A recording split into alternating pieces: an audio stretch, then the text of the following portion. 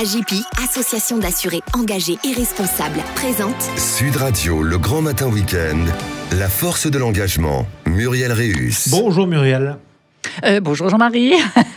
S'engager pour les océans. On va en parler dans quelques instants avec votre invité qu'on accueille avec plaisir sur Sud Radio, puisqu'on sera avec Amine Lena, fondateur de ce think tank Deep Blue. C'est un think tank sur le monde marin. Le monde marin, c'est une cause qui vous tient à cœur, Muriel. Ah bah oui, parce que comment imaginer un monde sans océan, une planète sans océan, pas de vagues, pas de marée, pas de vie. Sans eux, plus de climat tempéré, plus de pêche artisanale, plus d'oxygène. Une réalité qui pourrait advenir si nous continuons à détourner le regard. Les océans absorbent tous nos excès, notre carbone, nos déchets, notre inconscience.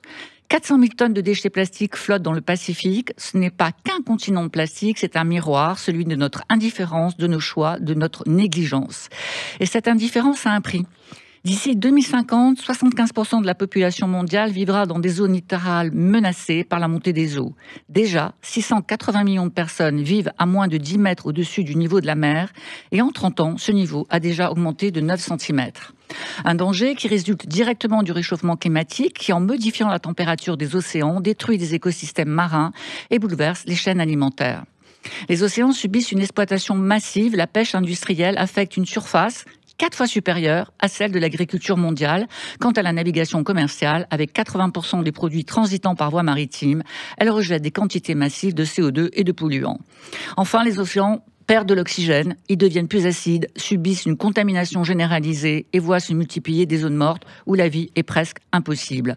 Nos océans, qui produisent une grande partie de l'oxygène que nous respirons, bien plus d'ailleurs que toutes les forêts combinées, jouent un rôle clé dans le cycle du carbone. Chaque année, ils capturent 25 à 30% du CO2 et absorbent plus de 90% des excédents de chaleur générés par les activités humaines. Sans eux, la planète serait déjà inhabitable. Alors, il va bien falloir un jour que nous comprenions enfin que les océans, qui couvrent 70% de notre planète, ne sont pas de simples spectateurs des équilibres planétaires. Ils en sont des acteurs majeurs. Prenons nos responsabilités pour protéger ces écosystèmes vitaux qui absorbent en silence nos excès. D'autant que c'est à cause de ces océans que la planète s'appelle la planète bleue. On accueille tout de suite votre invité Muriel Réus. Amine Lena, bonjour et bienvenue sur Bonjour, Sud Radio. Merci de m'accueillir. Fondateur de Deep Blue, c'est un think tank qui se penche sur le monde marin. Vous êtes l'invité de Muriel Réus. Oui, et Amine est aussi responsable des relations internationales de la Fondation Jacques Rougerie et de l'Académie des Beaux-Arts. Alors Amine, vous êtes marocain, vous avez 21 ans. Vous êtes arrivé en France à 17 ans, après un parcours marqué par l'engagement au Maroc, notamment pour la scolarisation des jeunes et le rapprochement entre les communautés musulmanes et juives, au travers du programme My Story is Your Story. D'où vous est venu, Amine, si tôt ce besoin d'engagement? Il y a eu un événement, une prise de conscience particulière qui a déclenché cela? Non, je pense que j'ai eu la chance d'être né dans un environnement qui a favorisé tout ça. Le Maroc est un carrefour entre les civilisations, on y croise de tout. Et je pense que ça a fait naître en moi cette volonté de contribuer à cette dynamique, la dynamique de l'engagement. Et cette arrivée à 17 ans en France, elle s'est passée comment? Vous êtes venu pour poursuivre vos études. Est-ce que vous avez eu des difficultés particulières? Comment vous avez intégré ce pays sur le plan personnel, sur le plan académique? Écoutez, sur le plan personnel, je crois que c'est toujours un voyage que de quitter son pays, et je crois que c'est toujours une découverte que d'aller s'installer ailleurs. Moi, j'ai eu la chance que tout cela se déroule très bien, puisque j'ai fait un lycée français au Maroc, et je suis arrivé ici pour poursuivre mes études à la Sorbonne, en histoire, en sciences politiques. Je suis passionné d'histoire, et aujourd'hui mon parcours universitaire se poursuit. Je suis à l'école des ponts et chaussées en innovation, parce que je pense que l'innovation est un vrai sujet et qui doit s'appliquer aux sciences sociales et humaines. Alors justement, vous parlez 4 langues.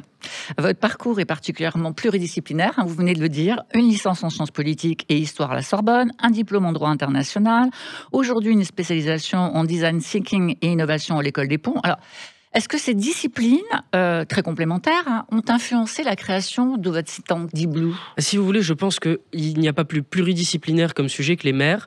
Il n'y a pas plus multiculturel comme sujet que les mers, c'est-à-dire qu'on partage tous un océan, et en réalité, toutes les disciplines dont vous avez parlé, bien plus encore, on peut parler de l'architecture, de l'urbanisme, on peut parler des designers, on peut parler de l'industrie, tous ces sujets concernent la mer très précisément. En ce qui me concerne, le droit international, évidemment, c'est un sujet extrêmement maritime, avec ses aires maritimes protégées, avec des sujets de conflits de souveraineté également en mer. Vous avez parlé de l'écologie, mais il y a plein d'autres sujets qui concernent les océans. Et donc, c'est un peu la vocation de Deep Blue. On s'est rendu compte que ces sujets-là étaient trop méconnus trop méconnus et on a voulu les rendre accessibles d'abord dans le milieu universitaire parce qu'on s'est dit que nos camarades en licence de sciences politiques seraient potentiellement les futurs décideurs de demain et qu'il fallait les sensibiliser et aujourd'hui on le fait beaucoup plus largement. L'année dernière, ce sont plus de 400 000 jeunes qu'on a réussi à toucher à travers nos différentes initiatives. Alors ces jeunes, ils sont quand même normalement assez informés sur les sujets environnementaux, enfin c'est ce qu'on croit, peut-être que vous allez me dire le contraire. Pourquoi il était important de s'adresser tout particulièrement à cette cible ? Écoutez, d'abord parce que je pense qu'il y a un sujet de sensibilisation qui est très important. Et vous avez raison, les gens aujourd'hui ont tous déjà entendu parler du réchauffement climatique. Tout le monde connaît le CO2, tout le monde sait qu'il y a un réchauffement et l'anthropocène est plutôt admise aujourd'hui. Les gens se rendent compte que c'est notre action qui provoque ce réchauffement climatique. Ce que les gens ignorent, c'est que l'océan joue un rôle clé dans ce réchauffement climatique et dans la régulation de notre température, puisque vous l'avez dit, l'océan agit comme un puits de chaleur. Il aspire, il transforme les rayons du soleil, et c'est un vrai enjeu. Mais ça ne s'arrête pas au réchauffement climatique. La pollution des océans, c'est un sujet qui va beaucoup plus loin.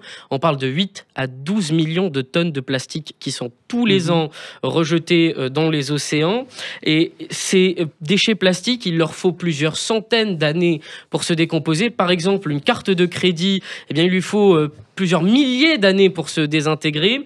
Et en réalité, quand on jette un déchet sur le cours du canal Saint-Martin, il y a de très fortes chances qu'il se retrouve 30 ans après dans ces gyres. Alors, qu'est-ce que c'est que les gyres ? C'est des courants marins qu'on retrouve dans les océans. Et exactement, ça crée des espèces de tourbillons qui créent des continents de plastique.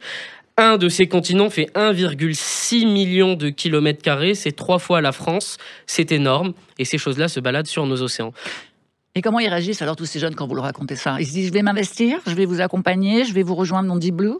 Ils se disent waouh, déjà pour commencer, ils conscientisent parce que les gens n'ont absolument pas idée de ce que ça représente. Et ces gyres dont j'ai parlé, il y en a 5 principaux, donc c'est énorme. Les gens conscientisent aussi, il y a des micro-comportements à adopter évidemment. Aujourd'hui, 40% des déchets qu'on retrouve aux abords des plages, ce sont des mégots de cigarettes. Il faut savoir qu'un mégot de cigarette, il contamine 500 litres d'eau. C'est énorme et c'est de l'eau qu'on va ensuite utiliser, qui va ensuite se retrouver à être consommée par la biodiversité marine, parce qu'il y a un vrai sujet de biodiversité. En réalité, toute la chaîne alimentaire maritime passe par ces coraux et par ces planctons qui ingurgitent des micros, voire des nanoplastiques. Ce sont des choses qui font moins de 5 mm. On ne les voit même pas et pourtant, ça compose nos océans. Donc les jeunes, ils conscientisent ces sujets et nous, chez Deep Blue, on essaye d'avoir une réflexion qui ne s'arrête pas uniquement à la pollution.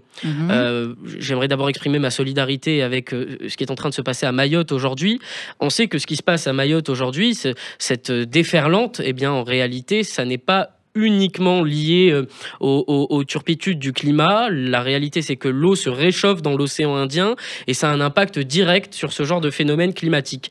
Donc il y a beaucoup de sujets climatiques, mais il y a aussi des sujets géopolitiques, il y a des sujets historiques, il y a des sujets juridiques, il y a des sujets sociaux. Vous avez parlé de la pêche artisanale. On a travaillé avec Madagascar sur ces sujets-là à Deep Blue. Et donc c'est tout un microcosme qu'il faut préserver. Et c'est exactement ce qu'on essaie de faire chez Deep Blue. Alors, c'est une association extrêmement intéressante, parce que vous avez des actions en France, mais vous avez aussi construit un réseau à l'international. Et pourtant, vous êtes une jeune association. Par exemple, vous produisez des rapports stratégiques pour des pays comme le Gabon sur la gestion durable de ses ressources maritimes, pour Madagascar sur la protection de l'économie bleue face à la montée des eaux, pour la Corée du Sud sur les enjeux de sécurité maritime. Comment vous avez... Enfin, d'abord, qui vous accompagne sur ces expertises et comment vous avez réussi en si peu de temps à pénétrer ces réseaux ? D'abord, peut-être vous expliquer comment est-ce que Deep Blue est né. Je l'ai créé avec un ami, Lorenzo Specti, qui était étudiant à la Sorbonne comme moi à l'époque.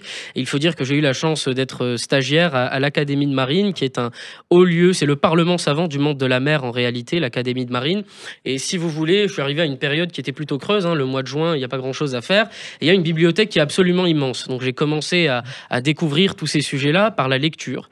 Ça m'a absolument fasciné et je crois que cette fascination a été contagieuse puisqu'on a réussi à fédérer autour de nous un réseau d'universitaires, de chercheurs, d'étudiants, de jeunes actifs, mais aussi de partenaires, puisque aujourd'hui, notre crédibilité, elle vient aussi de ces partenaires.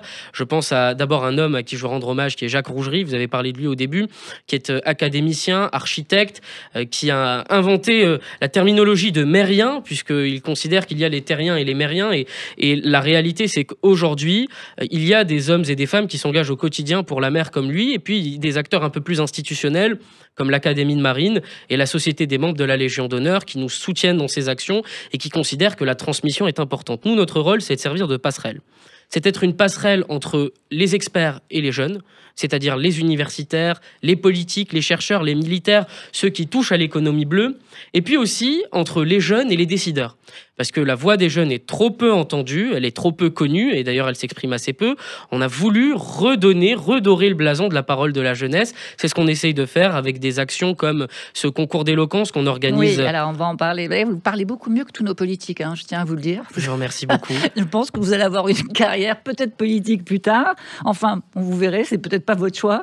Mais ce concours d'éloquence, il est important. Il est l'année 2025 sera l'année de la mer, si je ne me trompe. Tout à fait. Il va donc y avoir la conférence des Nations Unies sur les océans en juin à Nice.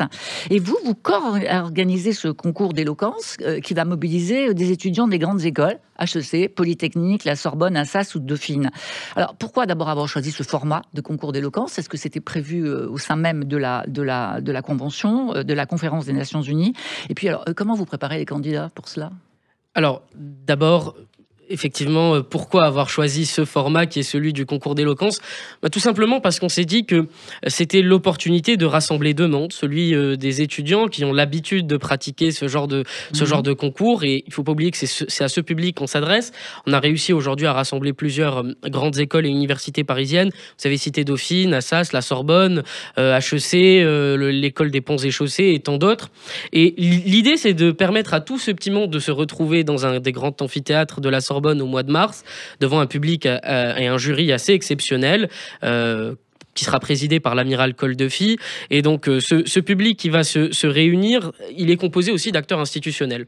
Et on veut que ces gens-là viennent entendre les jeunes, entendre ce qu'ils ont à nous proposer. Cette finale qui devrait réunir 10 à 15 candidats, elle va permettre justement d'entendre les jeunes. Et puis, notre objectif, c'est que derrière ce finaliste, ce vainqueur, se rende à l'UNOC, la conférence des Nations Unies sur l'océan, qui se tient exceptionnellement, c'est exceptionnel, la France l'accueille en juin 2025, donc on va saisir cette opportunité pour permettre à notre vainqueur d'aller parler devant les chefs d'État. 70 à 100 chefs d'État sont attendus à Nice, l'occasion rêvée pour la jeunesse d'aller dire à ces chefs d'État: voilà notre vision pour les océans. Alors, il y a cette forme du concours d'éloquence, mais on organise aussi d'autres choses dont je peux vous parler, évidemment. Alors, on va parler un petit peu du rapport de la jeunesse et des océans. C'est un projet très ambitieux qui mobilise là une trentaine de jeunes issus des milieux variés. Donc, j'imagine favorisés, défavorisés, enfin des jeunes qui viennent de tous milieux, et des étudiants aux marins-pêcheurs. C'est quoi le message essentiel que vous voulez faire passer aux décideurs politiques là, à travers ce rapport? D'abord, dire que Deep Blue n'est pas là pour passer le message. Nous, l'idée, c'est vraiment d'abord de réunir ces jeunes. Parce qu'aujourd'hui, je ne suis pas prophète, je suis incapable de vous dire ce que pensent les jeunes, je ne suis pas représentatif des jeunes. C'est pas un bloc monolithique, la jeunesse, il faut les consulter, il faut les écouter. Et en général, la jeunesse, elle a des opinions assez arrêtées. Et parfois, il y a de la confrontation. Donc l'idée, c'est de réunir sur une semaine un panel représentatif de jeunes qui soient issus de classes sociales aisées, de classes sociales moins aisées, de tous les milieux universitaires. La pluridisciplinarité, c'est vraiment le cœur de ce rapport. Ramener des jeunes architectes, ingénieurs, politiques, en sciences politiques, en droit, etc. Rassembler tout ce petit monde et leur soumettre des thèmes.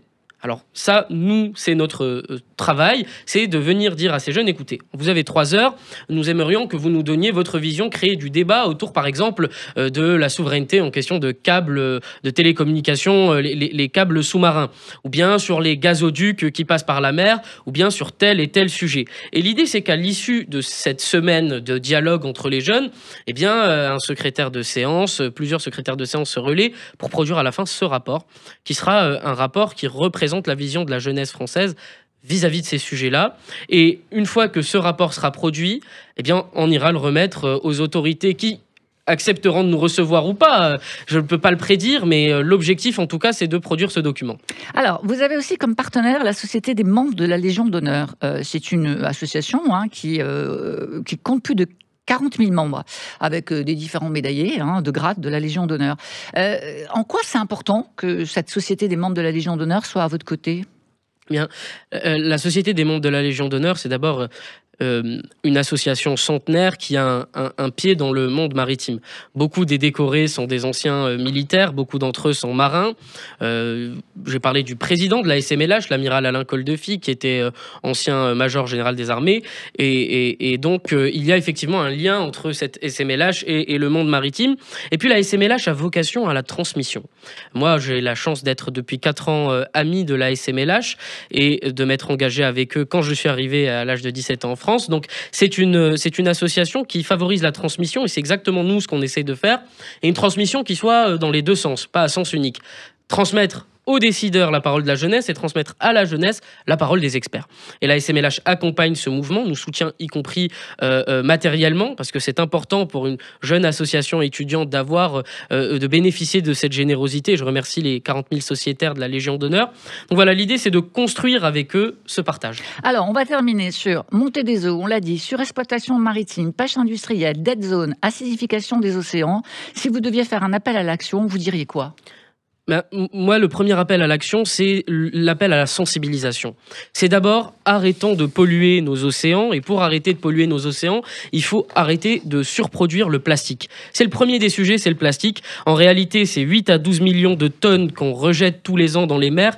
C'est le premier défi, il y en a beaucoup d'autres, l'acidification des océans, les déchets industriels qui sont rejetés sur les océans. Donc il faut commencer par sensibiliser, et c'est la jeunesse qui va avoir un rôle à jouer là-dessus, parce que les gens ont conscience qu'il faut éteindre la lumière à la maison, parce que ça produit et tous ces sujets-là, les gens les connaissent, mais par contre, ils savent moins qu'en jetant une bouteille de plastique, il y a 40% de chances qu'elle se retrouve un jour dans l'océan et qu'elle soit ingurgitée ensuite par une tortue ou un plancton. Et c'est un vrai sujet. C'est un jeune qui vous parle, qui parle aux jeunes. Donc on va entendre votre message. Merci Amine pour cette conversation ce matin. Merci beaucoup. Merci Amine Léna. Je rappelle que vous êtes le fondateur de Deep Blue, un think tank qui s'occupe des fonds marins notamment et de l'avenir des océans. Merci à vous Muriel Réus. On vous dit à dimanche prochain. À dimanche prochain Jean-Marie.